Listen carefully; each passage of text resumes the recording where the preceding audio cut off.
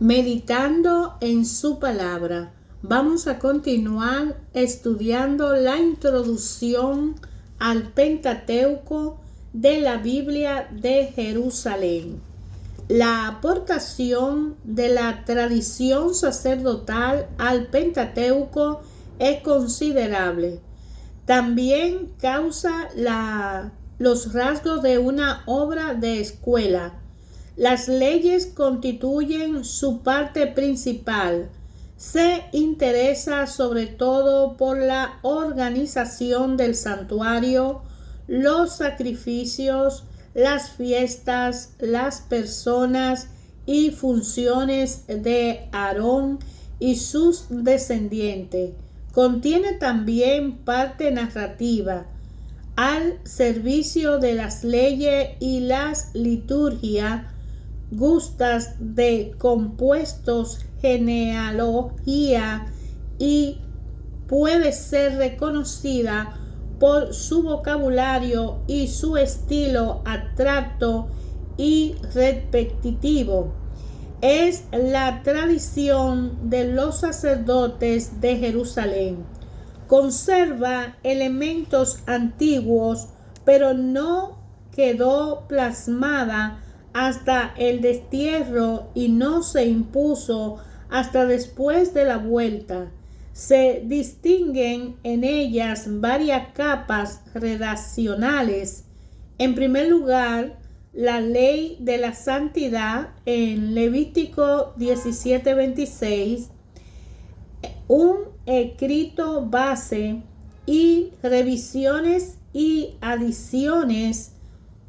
Es difícil determinar si esta tradición tuvo alguna vez existencia independiente como obra literaria o si, como parece más probable, uno o varios redactores fueron incrustándola en las tradiciones ya existentes, con lo que dieron su forma definitiva al Pentateuco. Si dejamos aparte el Deuteronomio y los textos de la corriente sacerdotal, no queda una porción considerable de secciones importantes del Éxodo y el libro de Números, en particular en la parte narrativas. ¿Existía algún escrito o documento antes de las aportaciones de los deuteronomistas y de los sacerdotes de Jerusalén? La teoría clásica afirmaba la existencia de dos documentos o fuentes, por lo menos el yavista y el elohista. Hoy no es tan fácil la respuesta. Pero en contra de la tendencia reciente de la exégesis actual, creemos que la fijación por escrito de las tradiciones del Pentateuco comenzó antes del Deuteronomio, aunque no tan pronto como se pretendía, y aunque sea difícil precisar la configuración de los documentos autónomos. Desde los orígenes de Israel pudieron existir tradiciones orales cuyo papel se entiende hoy también se tiene que minimizar, pero su redacción pudo no expresar hasta antes de Cristo o quizá más tarde la predicación de Osea. Parece manifestar que al menos a mediados de ese siglo había tradiciones a propósito de Jacob, de la salida de Egipto bajo la guía de Moisés, de la alianza entre Dios e Israel y de el don de la ley. Incluso se alude episodio de la marcha por el desierto. ¿Tendrían esas tradiciones ya una forma escrita? Varios factores, la amenaza y conquista asiria y el uso de la escritura más allá de fines utilitarios, pudieron favorecer las primeras fijaciones escritas de tradiciones y leyes. Las tradiciones bíblicas dan fe de una actividad literaria de los escribas de Ezequiel y de una transmisión escrita que pudo haber comenzado oralmente. En la escuela de su contemporáneo, el profeta Isaías, en Isaías 8:16, podemos pensar que esa fecha de fines del tiempo del siglo 8 a.C. no es un comienzo absoluto, pero no tenemos datos seguros para remontarnos más arriba. El período de paz y prosperidad de los reinados de Jeroboam II en Israel hacia el año 743 y de Osías en Judá del año 740 al 781 pudo ser un buen momento para las primeras fijaciones literarias, lo que supondría un comienzo por separado de las tradiciones propias de cada reino. Las tradiciones del norte serían la elohista y la del sur la yavista, que usan respectivamente los nombres divinos Elohim y Yahvé. Estos dos conjuntos de tradiciones que quizá se habrían fijado por escrito ante la caída de Samaria en el año 722 a.C., pudieron confundir a Jerusalén, donde proseguiría el proceso de su fijación. Allí se unirían los dos conjuntos, pero respetando las características de cada uno. Por eso tenemos relatos y prescripciones legales en versión doble y con perspectiva diferente. De todo modo, es necesario reconocer una vez que no movemos en un terreno de las hipótesis. La crítica clásica habla normalmente de dos fuentes. Hoy se debe hablar más bien de tradiciones, pues puede haber en ella documento en el sentido propio, pero el conjunto se debió de formar de manera gradual, de modo que en las tradiciones yavistas pueden encontrarse pasajes y algunos importantes como en Génesis 18, 17, 19, muy tardío. Una parte de este crecimiento se relaciona sin duda con el trabajo de fusión de la tradición del norte, desaparecido con la conquista asiria, con la del sur. Es lo que la crítica clásica atribuía al redactor jehovista. Hoy se viene a situar esta redacción hacia el destierro de Babilonia o poco antes, después, al menos una parte de este trabajo de recopilación que aporta mucho a los textos o tradiciones es anterior a los deuteronomistas y no es trabajo de un solo escritor, sino de varias generaciones. Las tradiciones yavistas tienen su origen en Judá.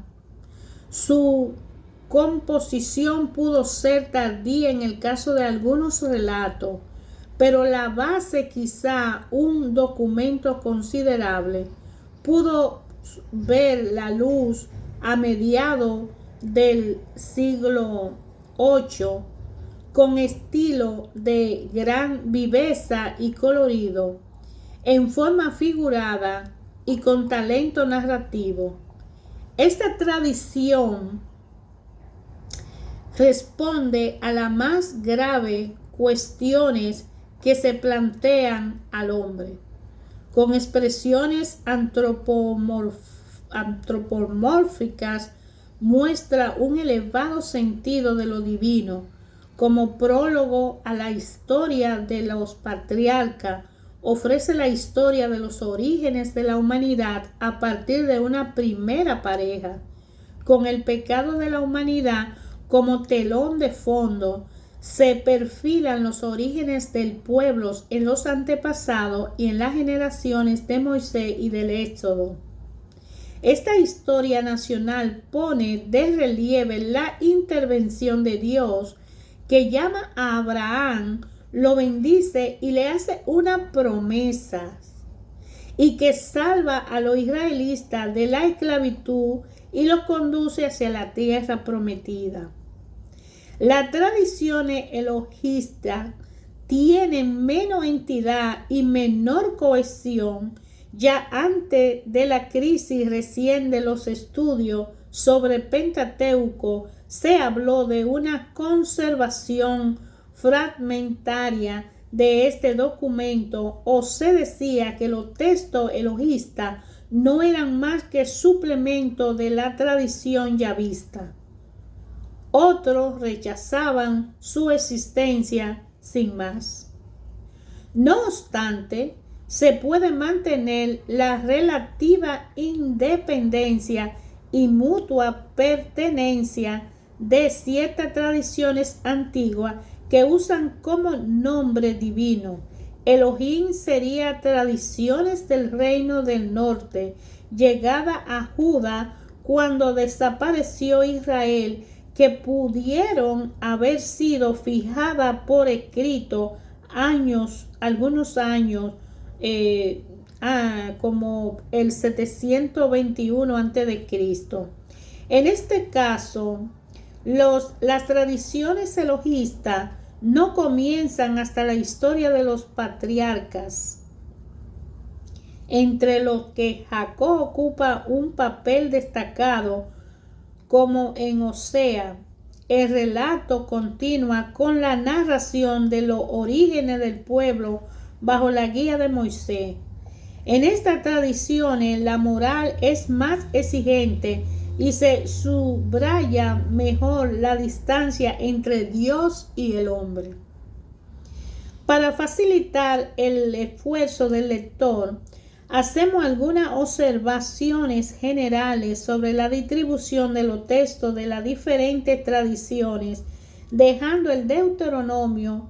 Lo más fácil de identificar son los textos de la tradición sacerdotal, sobre todo cuando forman grandes bloques como en Éxodo 25:31 y 35:40. Todo el libro de Levítico, el libro de Número, del 1 al 10 y otros conjuntos menores, el resto Génesis, Éxodo 1:24 y Número 10, 11, 36, 13, se lo reparten de forma muy desigual las tradiciones yavista, elogista y sacerdotal.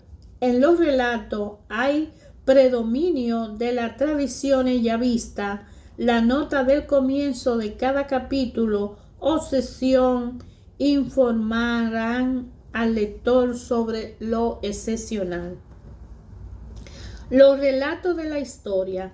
El lector suele establecer una relación estrecha entre mensaje religioso y exactitud histórica, pero debemos poner en la perspectiva propia de los textos en lugar de imponerle nuestra propia perspectiva. Son estas tradiciones patrimonio de un pueblo remoto al que daban un sentido de unidad y eran el apoyo de su fe. El espejo en que se contempla o se contemplaba, no debemos pedir a estos textos el rigor de un historiador moderno. No es que debamos renunciar a la historicidad, pero no es la historicidad de la historia moderna, y en la medida en que el Pentateuco no es un libro de historia, desde el punto de vista del historiador moderno, debemos resaltar su carácter religioso. Es el testimonio de la fe de un pueblo a través de generaciones, sobre todo durante el accidentado período que va desde la conquista asiria hasta la pérdida de la independencia.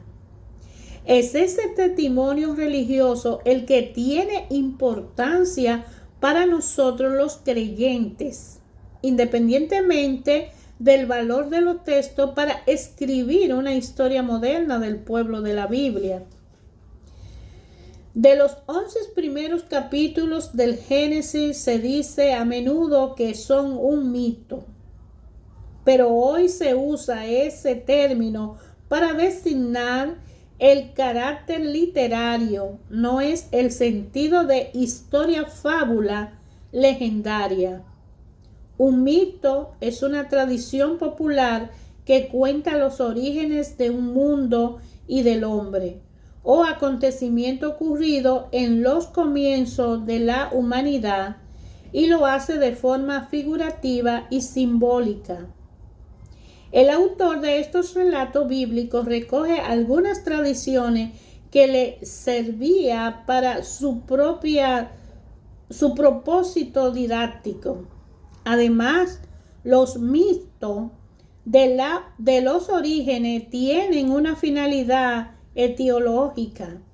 Proporcionan una respuesta a las grandes cuestiones de la existencia humana.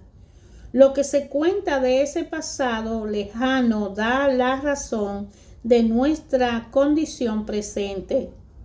Todas nuestras limitaciones se explican por un hecho acaecido en los orígenes. En cuanto al resto de los acontecimientos del Pentateuco, desde Abraham hasta la muerte de Moisés, ¿puede hablarse ya de historia? Desde luego, no de una historia en el sentido moderno. Aquellos autores no perseguían el mismo fin que un historiador moderno, pero aportan datos de lo que podría servirse el historiador para escribir su historia, aunque no sea tarea fácil. La historia patriarcal es una historia de familia. Reúne los recuerdos que se conservaban de los antepasados. Es una historia popular, se recrea en anécdotas y rasgos pintorescos sin preocuparse por relacionarlo con la historia general. Y es una historia religiosa. Los momentos decisivos están marcados por una intervención divina providencial. Se descuida la acción de la causa segunda. Los hechos demuestran una tesis religiosa, que hay un Dios, Yahvé, que ha formado a un pueblo, Israel, y le ha dado la tierra santa. Estos relatos pueden dar una imagen fiel, aunque simplificada, del origen y de la migración de los antepasados de Israel, de sus vínculos geográficos, étnicos y de su conducta moral y religiosa. Pero no estamos aún en condiciones de verificar la credibilidad de cada detalle, ni de situar con precisión a los patriarcas dentro de la historia general. Éxodo y Número, que tienen su eco en Deuteronomio y un complemento al final de este libro, refieren lo ocurrido desde el nacimiento hasta la muerte de Moisés, salida de Egipto, permanencia en el Sinaí, subida hacia Cadé, marcha a través de Transjordania y establecimiento en la estepa de Moab. Si se niega la realidad histórica de estos hechos y de la persona de Moisés, se hace inexplicable la historia posterior de Israel, su fidelidad al yavismo y su anexión a la ley. Pero la importancia de estos recuerdos para la vida del pueblo y la resonancia que tuvieron en los ritos dio a los relatos a veces el carácter de una gesta histórica, como el paso del mar o de una liturgia, que es la Pascua. Israel convertido en pueblo hace entonces su entrada en la historia general y, aunque ningún documento antiguo lo menciona todavía, salvo una alusión oscura en la estela de Faraón Menestá, lo que dice la Biblia concuerda en grande línea con lo que los textos y la arqueología nos enseñan acerca de la bajada de grupos semíticos a Egipto y acerca de la administración egipcia del delta y del estado político de Transjordania. La tarea del historiador moderno consiste en confrontar estos datos de la Biblia con los hechos de la historia general. Lo ha de hacer con reserva que se derivan de la insuficiencia de los datos bíblicos y de la incertidumbre de la cronología extrabíblica. De ahí la variedad de la hipótesis sobre la época de los patriarcas o sobre la fecha probable del éxodo de los israelitas de Egipto. Respecto de esta última, no podemos fijarnos de las indicaciones cronológicas. Primera de Reyes 6:1. Para algunos el dato decisivo está en Éxodo 1:11. Los hebreos en Egipto trabajaron en la construcción de las ciudades, almacenes, Pitón y Ramsés. El éxodo habrá sido, por tanto, posterior a la toma del poder de Ramsés II, que fundó la ciudad homónima. Los trabajos en esa ciudad se iniciaron desde los comienzos de su reinado y es probable que la salida del grupo de Moisés tuviera lugar en la primera mitad o mediado de este largo reinado, por ahí por los años 1224-1290, hacia el tiempo de 1250 a.C., poco antes. Si tenemos en cuenta la tradición bíblica de la estancia en el desierto durante una generación, el establecimiento en Transjordania se situaría hacia el 1225. En la Biblia judía, el Pentateuco se llama la ley del Torá. Efectivamente, recoge el conjunto de prescripciones que regulan la vida moral, social y religiosa del pueblo. Para nosotros, el rasgo más llamativo de esta legislación es su carácter religioso. Ese aspecto se encuentra también en algunos códigos del Oriente Antiguo, pero en ninguna parte se da tanta compenetración entre lo sagrado y lo profano. En Israel, la ley es dictada por Dios y regula los deberes para con Dios. Sus prescripciones están motivadas por consideraciones religiosas.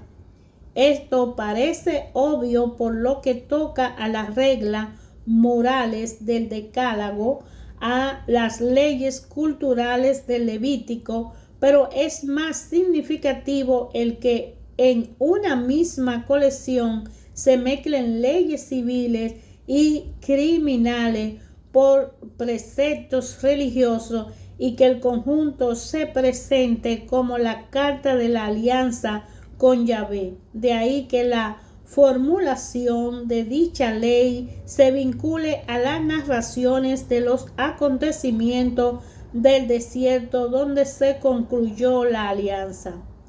Como las leyes se hacen para ser aplicadas, había que adaptarla a las condiciones variables de cada ambiente en tiempo.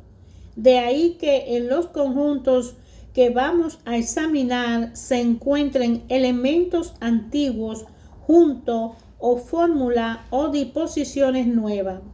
Por otra parte, en esta materia, Israel fue necesariamente tributario de su vecino. Algunas disposiciones del Código de la Alianza o del Deuteronomio aparecen con raza semejante a los códigos de Mesopotamia en la compilación de las leyes asiria o el Código hitita.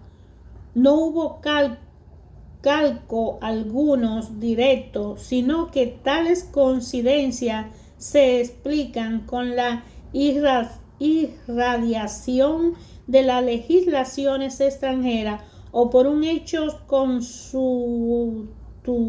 consuetudinario que había llegado a ser patrimonio como del próximo Oriente Antiguo. Además, a raíz del Éxodo, el influjo cananeo se dejó sentir fuertemente en la expresión de las leyes y en la forma del culto. Del Decálogo, las palabras Éxodo 21, 24, 3, 8, etc. o los 10 palabras Deuteronomio 4:13, 10:4, véase Éxodo 4:18, es el libro de la alianza por excelencia. Éxodo 24:7 es el que pone de relieve la tradición de las tablas de piedra. Éxodo 31:18 es la ley fundamental, moral y religiosa de la alianza de Yahvé con Israel. Se refiere en Éxodo 20 del 2 al 17 y Deuteronomio 5 del 6 al 21, con variantes notables que delatan retoques recientes. Estas dos versiones podrían depender de una forma más corta que se limitaría a una serie de prohibiciones. Nada se opone en principio a su origen mosaico, pero no podemos demostrarlos. Hermanos, el estudio de la introducción al Pentateuco en la Biblia Jerusalén nos va a dar una idea de cómo estos traductores pudieron hacer un trabajo perfecto, lo más perfecto posible, para traer esta traducción al español, para podernos dar a entender. Es una introducción muy larga, cuenta de muchas páginas, vamos a decir que aproximadamente más de 4 páginas habla de la introducción, aproximadamente 8 o 10 páginas. Está hablando de la introducción a esta Biblia al español. La Biblia Jerusalén, para muchas personas, se considera que es la más perfecta. En esta introducción yo te invito a que pueda estudiar y escudriñar este conocimiento práctico que han llevado los estudiosos de la escuela bíblica y traducciones en español para una comunidad hispana, que nos ayuda a entender esta nueva edición revisada y aumentada de Declet de Boers Bilbao. Es un grupo de personas que fue mencionado en capítulos anteriores que hicieron un trabajo extraordinario. Sin la introducción de la información del libro de la Biblia, es imposible poder entender el significado de esa traducción en sí de la Biblia. Es una introducción de la Biblia, pero en un idioma español de una Biblia de Jerusalén. De manera que esta gente de Declet de Boyer, que fueron franceses, que hicieron este extraordinario trabajo conjuntamente unido a otras grandes instituciones de redacciones, de traducciones, nos van a ayudar con la introducción a entender este Pentateuco. Y luego vamos a estudiar, inmediatamente terminada la introducción, vamos a estudiar el origen del mundo y la humanidad. Y vamos a empezar con el libro de Génesis, capítulo por capítulo, para, de acuerdo a la Biblia Jerusalén en español, a la traducción, entenderla. Por eso hemos leído la introducción. Te invito a leer la palabra de Dios, a elegir la Biblia de tu preferencia y a verla como una fuente de vida, una fuente a través de la cual Dios ayer, hoy, siempre habla a cada una de su creación en una forma personal, particular y directa. No importa. Habla a la humanidad, habla a las naciones, habla al hombre, habla a tu persona, habla a tu casa, habla a tu ambiente, habla a tus situaciones. Dios habla siempre a través de su palabra.